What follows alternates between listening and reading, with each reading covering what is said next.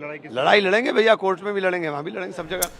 All right, Adani Green Energy has announced its decision to withdraw from further engagement in the renewable energy wind project and two transmission projects in Sri Lanka. A spokesperson for Adani Group mentioned that while the company will no longer continue with these projects, it remains committed to Sri Lanka and is open to future collaboration should the government of Sri Lanka express interest. Mehndi, my colleague, is joining us live at this point in time to talk more about this. Mehndi, if you can hear us.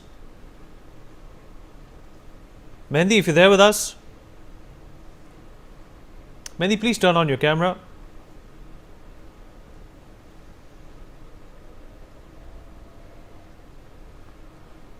All right, Mehndi is not there with us. All right, Mehndi is back with us. Mehndi, if you can hear me. I hear you. Mehndi, if you can hear me well, the Adani is pretty much confident about, not giving up on Sri Lanka. And, there is obviously a history there which Mr. Adani feels can be refueled and renewed.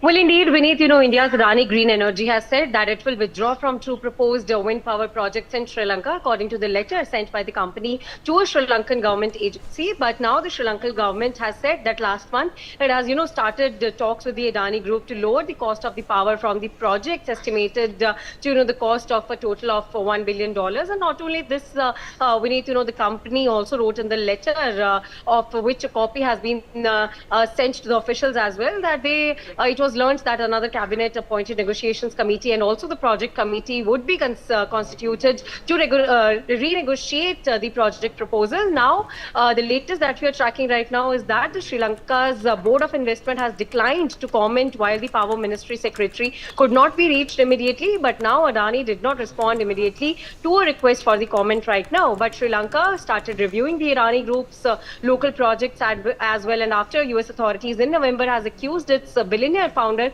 Gautam Adani to, and other executives as well of being part of a scheme to pay bribes to secure Indian power supply contracts as well. So now, yes, Adani can withdraw from the wind power projects in Sri Lanka as we are getting right now. Yes, Vinny. Mehndi, stay with us, and according to sources,